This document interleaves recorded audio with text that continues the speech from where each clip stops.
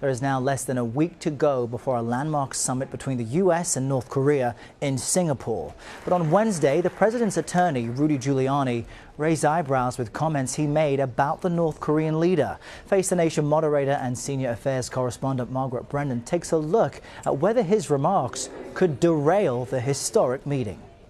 We'll be meeting on June 12th in Singapore. It took a diplomatic scramble to salvage the summit, which had nearly been derailed after North Korea and the White House traded offending remarks. Yet today, the president's personal attorney, Rudy Giuliani, risked upsetting the North Koreans again. Well, Kim Jong Un got back on his hands and knees and begged for it, which is exactly the position you want to put him in. Giuliani, who holds no security clearance and does not work at the White House, has freelanced on national security matters before, including on Iran and North Korea. There is a good chance that 3 longtime hostages in North Korea will be released over the next several days. Counselor to the president, Kellyanne Conway, addressed those comments on Face the Nation. But did the White House authorize him to speak on such a sensitive matter? He doesn't have a security clearance, and he doesn't work where you do. Not that I'm aware of. I have a security clearance, and I'm not going to divulge anything like that. Face the Nation moderator and CBS News senior foreign affairs correspondent Margaret Brennan joins us now from Washington. Margaret, what should be made of Giuliani's comments and any potential White House response to them? And could they potentially derail what is already a precarious summit? Well, we're just days away from the summit. You would think that officials would be proceeding with the utmost care not to upset the diplomacy, having scrambled to get it back on track. Remember, it was on, it was off, now it's on again, in part because of words being used by both sides that upset the other. And yet today, you saw these comments being made by the president's personal attorney, Rudy Giuliani, that seemed to risk once again upsetting the apple cart. Very strong language describing in a very derisive way the North Korean leader. It doesn't set the kind of tone that the White House has been very careful to set in other forums in terms of the president's own language, saying things are going well, we're talking nicely, trying to really lay the groundwork for success. But Rudy Giuliani doesn't work at the White House. He doesn't have a security clearance. He has nothing to do with foreign policy, but he does have a direct line to the president, and he has made clear that he's spoken or reflecting the views of the president when he speaks publicly on some of these matters. Remember, he had wanted to be the Secretary of State. He was passed over for that job and now is a very vocal, very useful defender of the president in public arenas when it comes to his own legal issues. But he's a personal attorney. He is not a spokesperson for U.S. foreign policy. And so it's put the State Department, it's put national security officials in an uncomfortable position that they make clear in private they don't like being in, and that they've had to distance themselves from when it comes to past comments he's made about Iran and North Korea. Those comments Rudy Giuliani made today were at an investment conference. He's being paid as a speaker in part because of his access to information and the president. That's a very good point. So let's talk now about the people who will be at this summit and specifically in the room, assuming that this does happen. Who will be in attendance? Well, the White House hasn't made public their plans for who's going to be in that face-to-face meeting between President Trump and Kim Jong Un. But what we've learned is that decisions are being made at this point. The president wants it to be clear he's the chief decision maker. He does want the Secretary of State, I am told, by his side. That's interesting because just a few weeks ago, Mike Pompeo, the Secretary of State, when he was here on Face the Nation, said he did not know if he would be in that room or not. We now are told that he will be for at least part of that conversation as they still work out some of the protocol and details of how the diplomacy will be handled.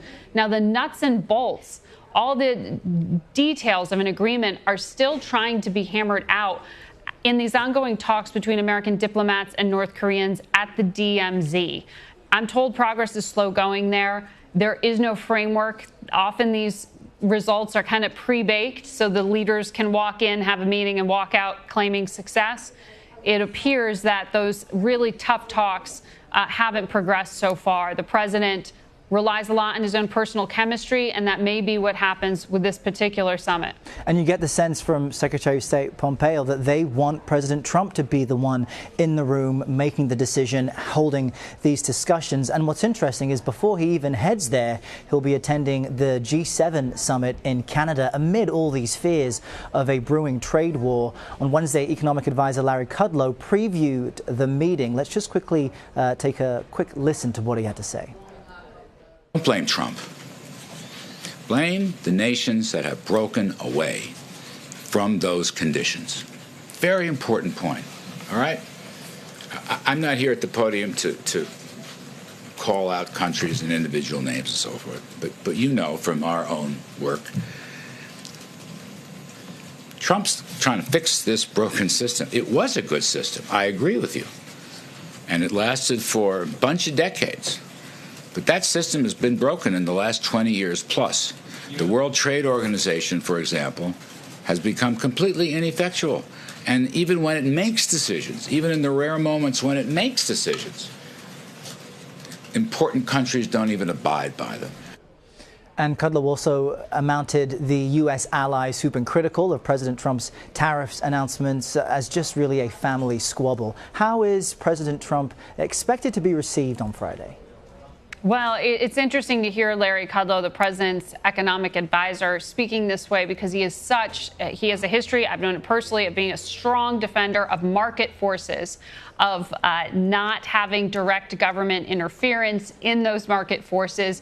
And right now he's defending a policy that's advocating exactly that. But what he's trying to argue there is going to be a very tough point for President Trump to sell when he goes to another gathering of international leaders and tells them, look, yes, we had agreed upon terms for how to settle our disputes in the past, but I'm not going to choose to go down that path this time. Instead, I'm going to pick fights individually with you. That's what those countries say. That's what Canada says the United States is doing right now. Canada and their prime minister says this is something that should be handled between two close friends and trading partners in direct talks. But because the president, they say, wasn't getting what he wanted on the trade deal that he's negotiating separately from this on NAFTA, that this is all leverage. And this is really meant to broker some kind of agreement that they are not clear on. In the defense of the administration, what they say is that the president made clear what he wanted to achieve in terms of brokering a more fairer trade deal, in his view, between the U.S., Canada, and Mexico. And because they didn't give way, he had to take this route. He had to go hardcore and get leverage here. The problem is that that doesn't match up with what American businesses want to see. They say, look, if you want to adjust tariffs, if you want to have reciprocal, that word you hear the president use in terms of equal tariffs on equal things, maybe we can talk. But what the president has done by putting tariffs on steel and aluminum imports didn't mean that's how American exports are treated. Instead, you had Mexico hit things like grapes. You had them hit American farmers. You had Canada and the European Union say that they were going to hurt people in different industries to get back at the United States for its action. So that's the trade war we're talking about. This is not tit for tat that is on, one industry isolated from another. Right now, this is being escalated across so many different platforms that it's really going to cause a lot of disagreement and isolation potentially at that G7 summit. But you heard there Larry Kudlow also say that the Prime Minister of Canada and President Trump will talk directly about it. Stunning to think that over the next week we may see President Trump try and find common ground with North Korea while sorting out disagreements with U.S. allies. Interesting times. Margaret Brennan covering it all for us. Thanks very much. Sure.